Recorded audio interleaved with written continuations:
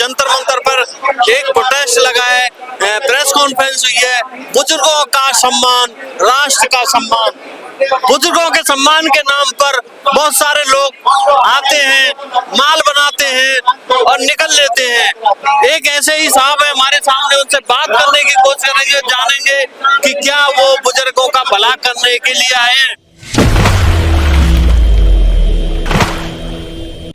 आपने press conference रखी है, क्या विषय है? सबसे पहले तो मैं आपकी बात का जवाब दूंगा जो आपने पहले कहा कि माल बनाने के लिए आते हैं। माल बहुत है, इस पॉकेट में भी भरा हुआ है, इस पॉकेट में भी भरा हुआ है, और माल कह के बनाते हैं हम माल इतना बनाते हैं, मैं बताना चाहता हूं आपको कि उसकी कोई सीमा नहीं है। और जब हमें माल बनाना होता है तो हमें ये कहने की जरूरत नहीं है कि हम किसी का सम्मान करेंगे। हम जिसका काम करते हैं उसका माल बनाते हैं, और माल भरा हुआ है दुनिया में। माल बनाने में कोई आपत्ति नहीं है, पैसा कमाने में कोई गुरेज नहीं है, कोई कमी नहीं है, लेकिन इज्जत का पैसा होना चाहिए। अगर मनोज सुराजी माल बनाता है और बाद में लोग उसे गाली देते हैं तो मनोज सुराजी के लिए लेकिन आपने प्रोटेस्ट रखा है, आप फोटोग्राफर को किसी को बोल दो कि हमारा काम करो, पूरा कवर करो, और फिर बोल दो पैसे ना दो उनके, तो फिर इस तरह के बहुत सारे संगठन है। जैसे एक भीमराव डोगरे ईपीएस के नाम पे एक बहुत बड़ा वो लगाया था, प्रोटेस्ट लगाया था, और वो उनके फोटोग्राफरों के पैसे लेके ही भाग गया। मैं इसलिए कह रहा हूँ, शायद आपको ये बात बुरी लगी। नहीं, मुझे बुरी नहीं लगी, आपका अपना मत है। देखिए, फोटोग्राफर की कंप्लेंट थाने में भी कंप्लेंट की है, इसलिए मैंने ये जिक्र किया है। देखिए, कबीरा इस संसार में भांति भांति के लोग, तो इसमें तरह तरह के लोग हैं कि भाई लोग पैसा लेके भाग जाते हैं, पता नहीं क्यों भाग जाते हैं। तो ऐसा नहीं करना चाहिए। मैं तो यही कहूंगा भाई, अगर ऐसा किसी के साथ हो रहा है तो बहुत गलत हो रहा है। बहुत ही मतलब किसी को मेहनत करा के मजदूर को उसकी पसीना सूखने से पहले उसकी मजदूरी दे देनी चाहिए। तो जिसने भी किया है, मुझे इस बारे में ज्यादा जानकारी नहीं है, मुझे भी खबर मिली है, मैं नाम भी नहीं जानता जो आपने नाम लिया, भीमराव डोगरे नाम है। नहीं, मैं उसको सत्यापित नहीं करता क्योंकि मुझे नहीं पता व्यक्ति को। तो आप नाम ले रहे हो, ये आपकी रिस्पॉन्सिबिलिटी है, मैं उसको सत्यापित नहीं करता। लेकिन मैं ये कहना चाहता हूँ कि जिस किसी ने भी ये कहा है, जैसा भी कहा है या जैसा भी किया है इसने, अगर उसने किया है तो बहुत गलत किया है। कड़ी निंदा करता हूँ मैं इस बात की, और मैं ये कहता हूँ कि उनको ससम्मान उनका मेहनताना दे दीजिए, क्योंकि ये तरीका ठीक नहीं है। नहीं, मैं इसलिए बोला, नाम इसलिए बोलना पड़ा, आपको बुरा लग गया। अब आप अपने विषय पे आओ। हम ये जानना चाहेंगे कि ईपीएस 95 और दिल्ली में बुजुर्गों की पेंशन का क्या रास्ता है। कोई केजरीवाल ने फार्म खोले 2 दिन के लिए, 80,000 फार्म भरे और बंद कर दिए, और दूसरी तरफ उन्होंने कह दिया कि 2100 रुपए महीने महिलाओं को देंगे। जब बुजुर्ग जो दूसरे के सहारे, अपने बच्चों के सहारे हैं, जीवन का अंतिम पड़ाव है, उनको पैसे नहीं दे पा रहे, तो महिला को कैसे दे पाएंगे पैसे? देखिए, केजरीवाल की मैं गारंटी नहीं लेता क्योंकि उसकी कोई गारंटी है ही नहीं। वो उसने 50 बार बातें कही और पलटी है। उससे ज्यादा कोई फ्लिप करने वाला, मैं अपने बच्चों की कसम खाता हूँ, जो अपने बच्चों की कसम खा के पलट गया, उस आदमी की कोई क्रेडिबिलिटी नहीं है। तो उस आदमी के बारे में तो आप बात करें ही ना। मैं सिर्फ इतना कह रहा हूँ कि हम दिल्ली के अंदर एक अलग मंच बनाना चाहते हैं जिसमें बुजुर्गों की बात, और ऐसे समाज सेवी, ऐसे लोग, चुने हुए लोग जो लगातार दिल्ली के लिए काम कर रहे हैं, दिल्ली में काम कर रहे हैं, जिनका पूरा इतिहास है, हम उनको आगे रखना चाहते हैं और उनको बढ़ाना चाहते हैं आगे, और उनको ये कहना चाहते हैं कि भैया आप लोग आओ, संभालो और बुजुर्गों को न्याय दो, और उनके दिल पे हाथ रख के उनके माता पिता की कसम खिलाते हैं, अपने माता पिता की, अपने बच्चों की कसम। केजरीवाल तो देख रहे थे आपने उनको अपने माता पिताओं की कसम खिलवाई कि जैसे ही जीतते ही बुजुर्गों के लिए, पेंशन के लिए काम करेंगे। हाँ, तो मैं यही कहना चाहता हूँ, देखो अब वो नहीं करते हैं तो वो अपने माता पिता का अपमान कर रहे हैं, और इससे बड़ा अपमान संसार में कुछ नहीं होगा। जिन्होंने आपको जन्म दिया उनकी कसम अगर झूठी खा सकते हो तो फिर आपसे करप्ट आदमी कोई है नहीं। तो इससे बड़ा मुझे लगता है दुनिया के अंदर इससे बड़ा सर्टिफिकेट कोई नहीं हो सकता कि कोई अपने माँ बाप की कसम खा के बोले कि इससे बड़ा सर्टिफिकेट नहीं हो सकता। संविधान की कसम झूठी खा लेंगे, गीता की कसम झूठी खा लेंगे, धार्मिक किताबों की कसम झूठी खा लेंगे, लोग हाथ रख के झूठ बोल देते हैं, लेकिन अपने माता पिता की कसम झूठी खा रहा है तो मुंह क्या दिखाएगा घर में जाके अपने बुजुर्गों को, समाज में मुंह क्या दिखाएगा। अगर वो एमएलए बनता है तो वो मुझे लगता है वो जरूर पूरा करेगा कि उस पर इतना नैतिक दबाव होगा, इतना नैतिक दबाव होगा कि वो पेंशनर का काम करेगा। मैं सिर्फ ये जानना चाह रहा हूँ, जो मोटा मोटा चंदा खाते हैं और संगठन बना रखे हैं, आपका ना तो कोई संगठन है ना अकाउंट नंबर है, मतलब आपका क्या लालच है या सेवा करना चाहते हैं बुजुर्गों की, क्या परसेंट वो है आपका? मोटा मोटा चंदा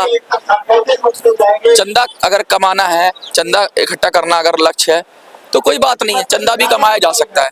चंदा देने और लेने में आपत्ति नहीं है, आपत्ति व्यक्ति के कैरेक्टर में होती है। आप चंदा लेते हो, पूरे देश से चंदा लो। महात्मा गांधी चंदा लेते थे, ठीक है, बाबा साहब अम्बेडकर चंदा लेते थे। संगठन को चलाने के लिए चंदा लिया जाता है, बड़े बड़ी चीजों को चलाने के लिए बड़े बड़े लोग। ये ना विषय से हट जाएगा, नहीं आपने विषय से हट जाएगा। आपने चंदे की बात, आपने चंदे की बात, मैं सिर्फ ये आपने लोग 10-10 साल से 15-15 साल से 20-20 साल से चंदा खा रहे हैं, ईपीएस दिलवाएंगे, ईपीएस दिलवाएंगे, लेकिन कुछ नहीं हो रहा है। देखिए जो लोग खा रहे हैं ना, तो मैं उन्हें अच्छा कह रहा हूँ। देखिए झूठ की दुकान नहीं चलती ज्यादा दिन, 10 साल चल गई, बहुत चल गई, अब नहीं चलेगी। अब चंदा नहीं मिल रहा है, और मैं बता दूं आपको, लोग थक गए हैं। लोग भरोसा कितना तोड़ोगे तुम, कितना एक बार बेवकूफ बनाओगे, कितना चंदा लोगे। अब ये इनको चंदा भी नहीं मिल रहा। अब ये क्या कर रहे हैं मालूम है, ये खुद अपनी आदमी को, आपने कभी जागरण देखा ना, जागरण होता है तो अपने आदमी के हाथ में 5,000 देते हैं और कहते हैं तू जमा कर दे, अपना ही पैसा चंदे के रूप में देते हैं उसे, और उससे डलवाते हैं अकाउंट में, जिससे दूसरा देख के प्रेरित हो। तो ये चंदा ऐसे भी ले रहे हैं, इनको चंदा मिल ही नहीं रहा भाई। इनका चंदा क्या, इनको टेंट लगाने तक के पैसे नहीं हो रहे हैं, ये अपने लोगों से दिलवाते हैं। कोई झांसे में फंस जाता है, इनके 500,000 दे जाता है, उससे इनका गुजारा नहीं होता। और रही मेरी बात चंदे की, मैंने जब कहा है ना, अंधाधुंध लोगों ने आंख बंद करके पैसा दिया। मैं मांग नहीं रहा हूँ, मैं इसलिए नहीं मांग रहा हूँ कि मुझे जरूरत नहीं है। जिस दिन जरूरत होगी खुलेआम चंदा मांगूंगा और डंके की चोट पे मांगूंगा, और लोग आंख बंद करके डालेंगे। लेकिन अभी जरूरत नहीं है तो क्यों मांगूंगा। मैं ये कह रहा हूँ, बुजुर्ग हैं, अंतिम पड़ाव पर हैं, दवाई के लिए पैसे नहीं है, उनके पास सिर्फ दुआ और बद्दुआ है। यदि आप दुआ के लिए काम कर रहे हो तो बहुत अच्छी बात है, हमारी दुआ आपके साथ है। लेकिन यदि लोगों को धोखा देने के लिए काम कर रहे हो, मतलब और बहुत सारे संगठन कर रहे हो या आप कर रहे हो, मुझे कुछ नहीं पता। मेरी पीसी है, मैं आपसे पूर्ण पूछना चाह रहा हूँ, किस भावना से आप आगे बढ़े हो। इधर हो सकता है अपनी जेब से भी पैसा लगाते हैं लोगों को। अब सर्दियों में देखा होगा, आप गली गली में देखा होगा, रोडों पे देखता हो, जो बिना कंबल के सोए उनको कंबल भी बांटते हैं। तो मेरा मतलब सबसे नहीं है, मेरा मतलब वो है आपको यहाँ, आपको इस मंच पे ये बैनर लगा है, ये स्टेज लगा है, मैंने किसी से पैसे लिए हैं क्या? नहीं। और मैंने जो कैमरामैन भी बुलाए हैं कुछ लोग, मैं उनका भी सम्मान करूंगा, जो मैं सम्मान कर सकता हूं, जो मेरी है।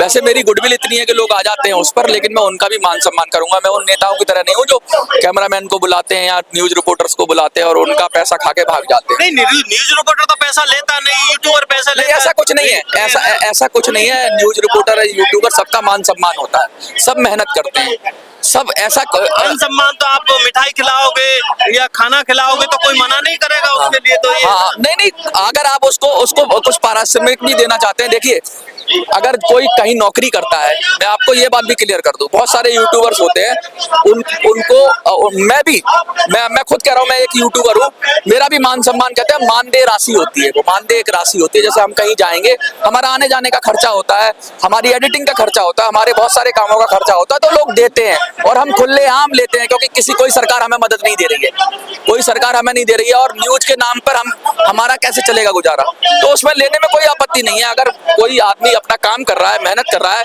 तो उसको ये हम ऐसा झूठ बोल के कि नहीं, मीडिया वाला हो, न्यूज वाला हो, अगर उसका मान सम्मान किया जा रहा है, वो आर्थिक रूप से किया जा रहा हो, वो गिफ्ट देके किया जा रहा हो, तो करना चाहिए यथासंभव। क्योंकि जिनकी नौकरी है उनको तो सरकारें दे देती हैं, इनको 1-1 हजार करोड़ का, 10-10 हजार करोड़ का चंदा मिल जाता है बड़ी बड़ी कंपनियों को, न्यूज कंपनियों को। एक छोटा यूट्यूबर है, कैसे जिंदा रहेगा? विषय दूसरा हो गया। नहीं, आप ऐसा छोड़ देते हो तो फिर मैं बोलूंगा। नहीं, वो लंबा विषय हो जाए। हम सिर्फ ये कह रहे हैं, अभी आपने कितने कैंडिडेट उतारे हैं और अभी और भविष्य में जैसे 2-4 दिन में और कितने उतारने वाले हैं? आज तो पहला दिन था, 4 चौका मारा है, आज चौका मार दिया है। 4 कैंडिडेट खड़े, 4 कैंडिडेट खड़े किए। कहाँ से?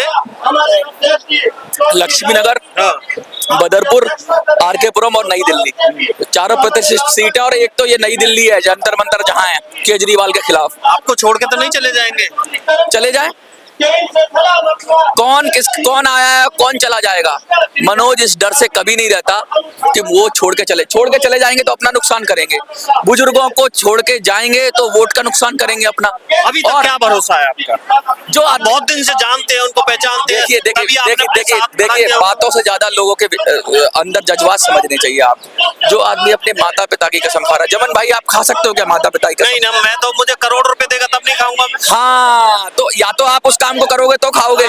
तो ये लोगों का भी मन है, तभी इन्होंने माँ बाप की कसम खाई है। बाकी किसी और की कसम तो खा जाते हैं, लेकिन माँ बाप की कसम कोई नहीं खाएगा।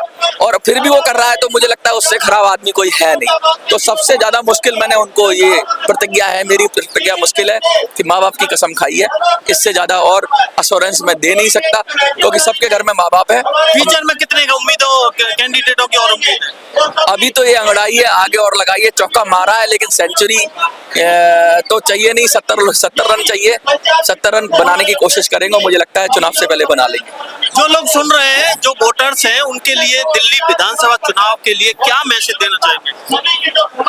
भैया आपके पेंशन का मुद्दा है तो कांग्रेस बीजेपी आप तीनों को कर दो साफ, और जो पेंशन की बात करे वही दिल्ली पे राज करे, यही मेरा मैसेज। तो ये थे हमारे साथ मनोज स्वराज जी, जिन्होंने आज चौका लगाया है। मतलब 4 कैंडिडेट दिल्ली से खड़े किए हैं और ये आपसे गुजारिश कर रहे हैं कि जो भी ईपीएस की बात करेगा, जो दिल्ली वही दिल्ली पर राज करेगा। तो ईपीएस की जो मदद करेगा, ईपीएस वालों को पेंशन दिलाएगा, उनके लिए आप वोट करिए। आपने बीजेपी देख ली, कांग्रेस देख ली, आम आदमी पार्टी देख ली, अब एक बार इनको देख के देखो और आप खुद समझदार हो।